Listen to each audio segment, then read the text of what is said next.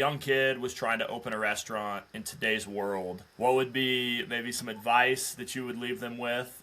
Some things that you would encourage them to think about before kind of making the leap? Honestly, develop good relations with your distributors. You're going to need all the help in the world. This business, it's a lot to learn and it's a lot to grow. My son is 15 years old and he's interested in what I do and he wants to do it. So I was just explaining to him, I said, it's not that easy, but I said, it's all about developing relationships. You're going to need all the help in the world, and from your distributors to your sales reps, to the brokers, to the people that have been in the business for a long time, Yeah. take seminars, listen to other, podcasts, listen to YouTube channels, other operators that have been doing it for so long, I recommend, a few guys that you can hire, like the restaurantboss.com and the restaurant coach. You're going to need that help. But the main thing it comes down to, you have to love what you do.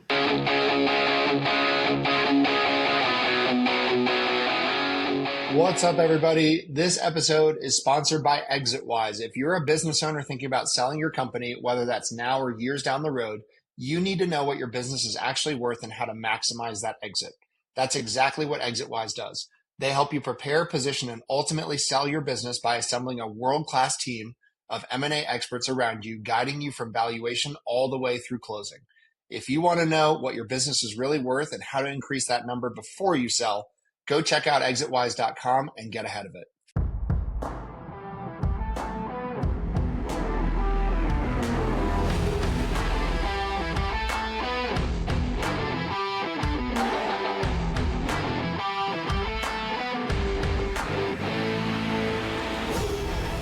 Welcome back, everyone, to another episode of the Big Hitters Podcast.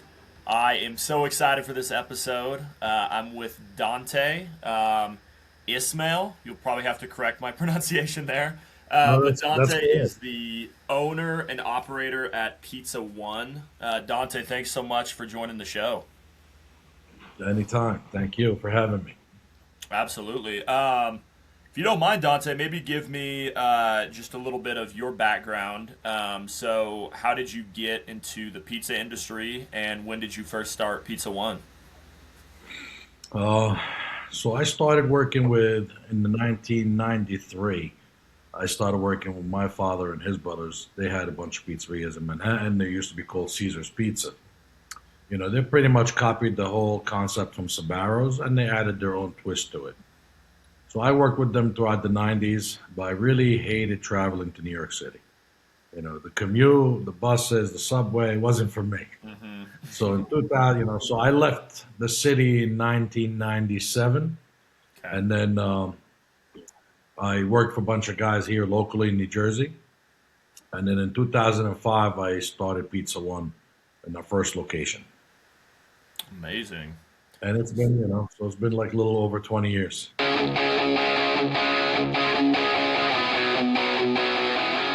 This episode is brought to you by Pierre Tax and Accounting, led by CPA Eric Pierre, a seasoned accounting and tax expert with years of experience helping individuals and businesses navigate complex financial landscapes. Whether you need personal tax planning, business tax strategy, bookkeeping, or financial planning support, Eric and his team are committed to helping you protect and grow your financial future with clarity and confidence. To get expert guidance you can trust, check out Pierre Tax and Accounting at pierreaccounting.com. This episode is brought to you by my friend Silas Lagoy over at ForgeMark Wealth. If you're a high-income business owner or professional and feel like you're getting crushed by taxes, you're not alone. And more importantly, you're not stuck. ForgeMark Wealth specializes in advanced legal tax strategies and wealth planning designed to help you keep more of what you make, grow it efficiently, and actually build long-term freedom, not just income.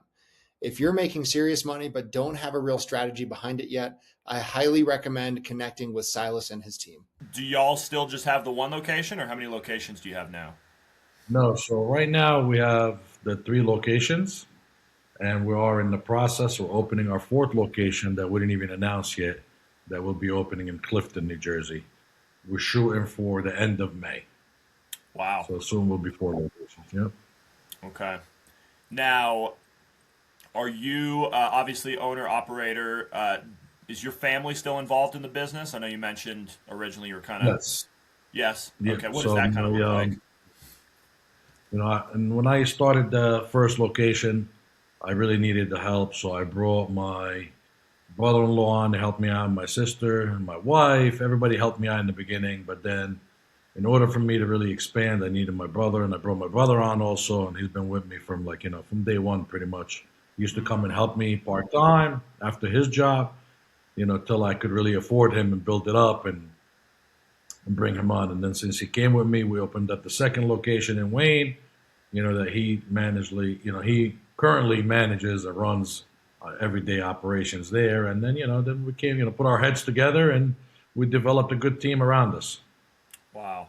That's so cool. My father still helps us out. Go pick this up, pick that up, run to Restaurant Depot if we run short on something, and stuff like that. So he's still around, but he's pretty much retired.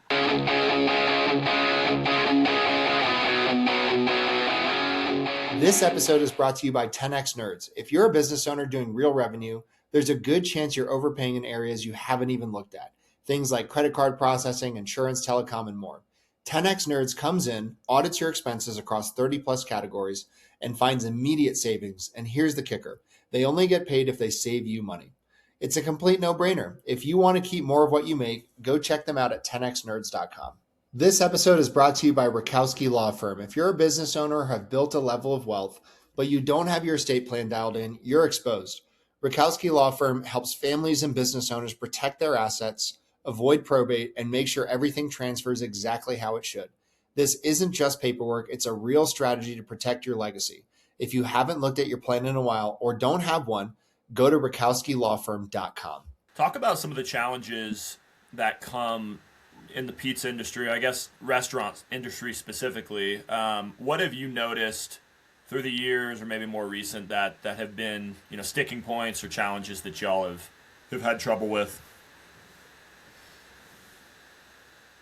The restaurant industry, it's always been fun and it's always been exciting. I love doing it. I love food. I have passion for food. I love Italian food. I eat Italian food every day. Me and my family. That's my favorite food. Pizza is my love. Every day I have to have my slice of pizza. So there's not one day that goes by that I do not have a slice. I understand you, Dante. Unfortunately, health-wise, I got yelled at by the doctor yesterday. He's like, listen, you got to cut the pizza out. You're eating too much pizza. I said, I love pizza. I can't help it. I have to have my slice. He goes, all right, one slice a day. Don't cheat. I said, you got it, as long as I have my slice. But the industry itself, it's fun. It's really, honestly, as long as you develop the right team around you and the right management to work with you, by yourself, you're not going to grow. It's impossible. You have to trust the team that you build and work around that. The biggest challenge is that recently, after COVID, before COVID, things were more interesting and it was more fun. After COVID, it kind of put a damper on everything. We had to change the way we operate. We had to alternate the way we do things. And since COVID, it seems like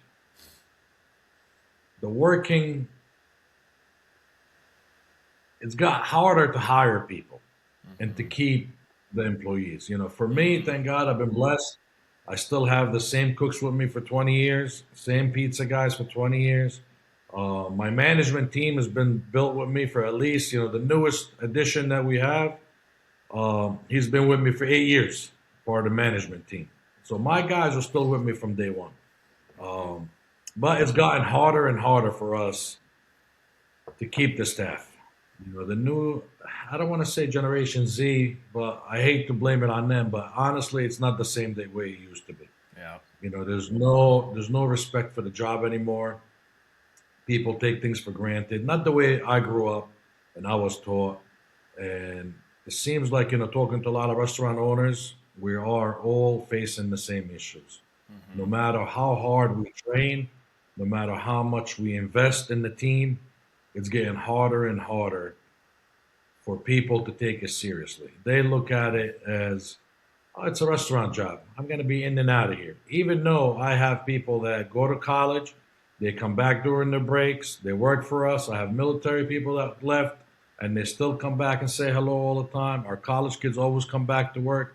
And I have people out of college that still come back to work for us when they're in the pinch and they need extra money and stuff like that. But that generation, it's almost like it's gone. The new generation now, the new staff that we hire, it's not the same. Yeah. Everybody's looking to do the least amount possible, to work less but get paid more. And it does not work like that. You got to work hard to play hard. So that's honestly our biggest challenge. I was going to say that's definitely discouraging to hear, but I think I've even felt that and noticed that, just in general, when you go to a restaurant, it seems like you can tell there's staffing shortages or people just aren't maybe great at their jobs, kind of like they used to be. And so, yeah, that makes a lot of sense. Do y'all have, when you walk into Pizza One, is this your traditional, you sit down, you have a server? I know a lot of pizza places have kind of shifted toward the Chipotle style where you walk up, you customize your own personal pizza and pay. Or what does that look like at Pizza One? So at Pizza One, here in New Jersey, we specialize in slices. So when you first walk into any of our locations, you're going to see a spread of 40 different slice pies. Okay. All different combinations that, some stuff you've seen before, some stuff you never saw before. And that changes, on the chefs on a daily basis. We still have our, let's say 27 pies that we make every day. And then there'll be another 13 pies that we'll switch it up throughout the week. So that's usually our focal point when you first walk into Pizza One. And then, you got the traditional that, you order per pie, besides the slices. And then, we do have a big menu. We sell a lot of salads, a lot of burgers, dinners, Italian dishes, pasta dishes. In our Sparta location, which is our third location, we do have servers. It's more of an upscale, and you can do either pick up or order at the counter and eat. Okay. Or you can sit down in the dining room and the server will take your order, and like a full operation restaurant. Gotcha. For the other locations, no, we try to stay away from the servers and the wait staff. Again, it's really just it's hard to find good people that want to do those jobs anymore. Yep. Totally get it. Yeah, that makes a lot of sense. Kind of a random question. It just came to mind because I'm always interested in this stuff. But do y'all ever have any sort of a pizza competition where there's a giant pizza that if you finish it in 30 minutes, you can win a prize or something? I'm always curious about how much people eat when they come to these restaurants. Yeah. So for us, for Pizza One, we started it from day one in 2005 that we have something called the Fat Bastard Challenge. Okay. So it's a 14-inch sandwich. You got to eat 3 of those. It's a cheesesteak, mozzarella sticks, onion rings, chicken fingers, American cheese, and mayonnaise, all on one sandwich. And we actually have a challenge that you come and eat all 3 14 inches. And we do have a competition for, you win some gear, you get to create your own sandwich. We put it on the menu. And it's been interesting. We had a lot of tries. And we had some people that succeeded and some people that didn't. Really? Wow. Okay. Yep. I was waiting to see if anyone did it. That's crazy. Yeah, if you Google, if you look it up on YouTube, you'll see a lot of videos of the guys trying to do the challenge. And we had some interesting people that came. I can't remember on top of my head, but we do have some professionals that came and did it, and it was interesting. That's pretty cool. What's your day-to-day look like? I know you're probably managing things, all hands on deck. Are you still in the day-to-day operations, cooking the food and working with customers, or are you kind of outside that and just kind of managing things now? My day can never be planned, to be honest. Depends where I'm needed. But I do visit the locations on an everyday basis. And I do, I'm hands down with the staff. They're all hands reach for me. Sometimes, like this past weekend, we had a lot of call-outs in one location. I had to go work behind the line. On Saturday, I had to go cook for dinner. And then on Sunday, I had to actually, work the expo station and picking up phones and wherever I'm needed, I'm in. I work roughly around, I try to work 5 days a week, but that's never the case. It's always around at least 6 days, and most time it is 7 days. Yeah. Gosh. You know, it's a That's tough business, but I do enjoy what I do. And that's why, like, people are like, how do you do this? You're always here. You're always working. You're always on the road. I'm like, you know what? I enjoy and I love what I do, and that's what keeps me going. yeah, that's awesome, man. I know the restaurant industry, it just never stops. People are always hungry and wanting to eat, and the weekends too are the busy time. So it's like you can't just close on the weekends. That is true. That is true. It is always a challenge too. But it's fun. Listen, you have to love it to do it. If you don't love it, if it's not for you, then that's it. If you don't love it, don't do it because it's hard work and it's a lot of stress. Yeah, It's a lot of headaches to deal with. yeah, Between all the three locations, we have over 300 employees. And I'm hands down in touch with everybody. So it gets hectic. Everybody's problems becomes your problem at some point. yeah, yeah. Man, I can imagine. Yeah, with turnover, that's a lot of people to try to maintain and continue to hire. So, are y'all planning to?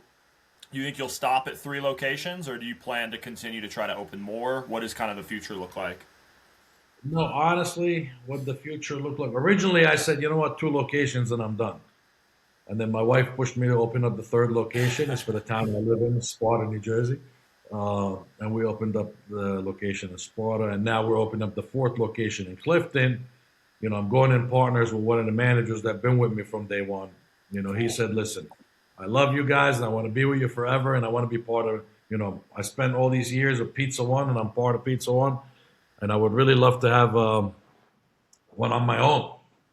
So we decided to open up the Clifton location and go in partners with Dylan.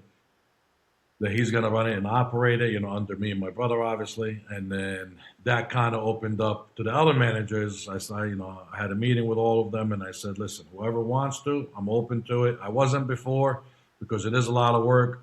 As long as you guys have been with me for so long. And the only way to really grow is, to me, being successful is who you bring up with you. And, the guys do deserve it and they work hard. And they pretty much know, what would Dante do in this situation? And they do exactly what I would do. So, that's it. They have it down packed and they can definitely do it. So we are looking to expand. This is going to be our 4th location this year. And God willing, we'll open up another location next year for the next manager. Wow. And whoever really wants to do it and be part of it, I'm open to it. Mm-hmm. And everything is New Jersey? Everything in New Jersey, yeah. Okay. As much as I would love to leave New Jersey, but that's where we started. It's getting too cold. Yeah. This winter's brutal here in New Jersey. That's funny. That's awesome. Yeah, I'm out here in Colorado, so I didn't know if you guys were nationwide, but yeah, it sounds like you're slowly still expanding. Well, this has been fun, Dante. One of the things I kind of wanted to end with, if the young kid was trying to open a restaurant in today's world, what would be maybe some advice that you would leave them with, some things that you would encourage them to think about before kind of making the leap? Honestly, develop good relations with your distributors. You're going to need all the help in the world. This business, it's a lot to learn and it's a lot to grow. My son is 15 years old and he's interested in what I do and he wants to do it. So I was just explaining to him, I said, it's not that easy, but I said, it's all about developing relationships. You're going to need all the help in the world. And from your distributors to your sales reps, to the brokers, to the people that have been in the business for a long time, take seminars, listen to other, podcasts, listen to YouTube channels, other operators that have been doing it for so long. I recommend, a few guys that you can hire, like the restaurantboss.com, and the restaurant coach. You're going to need that help, but the main thing it comes down to, you have to love what you do. If you're doing it just to say I'm in the restaurant, there's a lot of guys that open up restaurants, just to say I have a restaurant, and that's the wrong way because you're not going to succeed. Because it is going to get challenging and it is a lot of work, and you have to develop menus, so you're going to need the help to do that. and you need the right employees, so you really have to develop good relations with other people and attend the Pizza Expo and listen to other guys and, to learn, go to food shows just to see where it's about. Yeah. That really would be my advice for them, before you go into it hard, because there's a lot of money to open up restaurants now. It's not as cheap as it used to be. Yeah. You're going to need at least $1 million, at least, Yeah. to develop a good restaurant. But you're going to need the help. So Yeah. go take Yeah, some it seems seminars and like listen. seems like the location and the quality of your food as well just play such a pivotal role,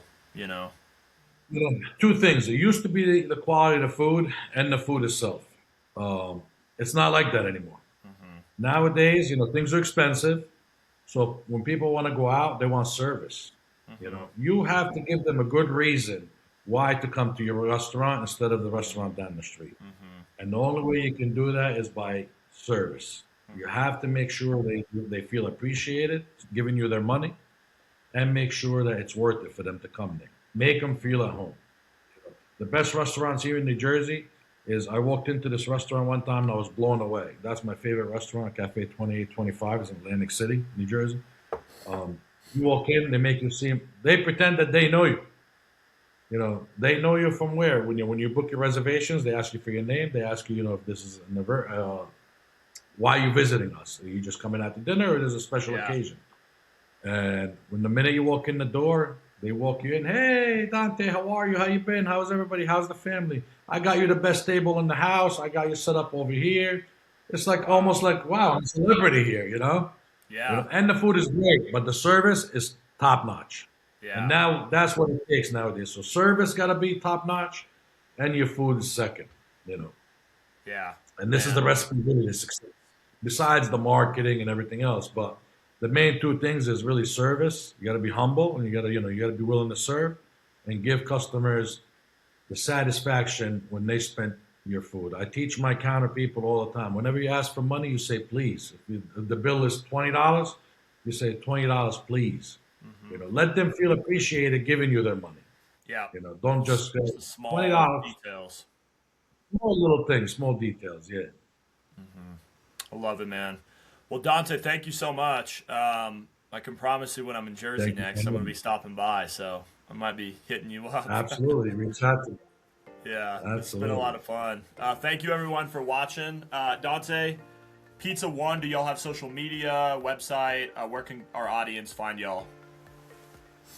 Absolutely. They can find us on all our social media, Instagram, Facebook, TikTok, and then our website is njpizza1.com, and that will lead you to everywhere else that you will find. We have our YouTube channel also. You can check it out. We're well known, so you'll find us. Cool. I love it, man. Thank you, Dante. This has been fun. Thanks for watching, everyone. See you next time. Thank you. Thank you, guys. Take care.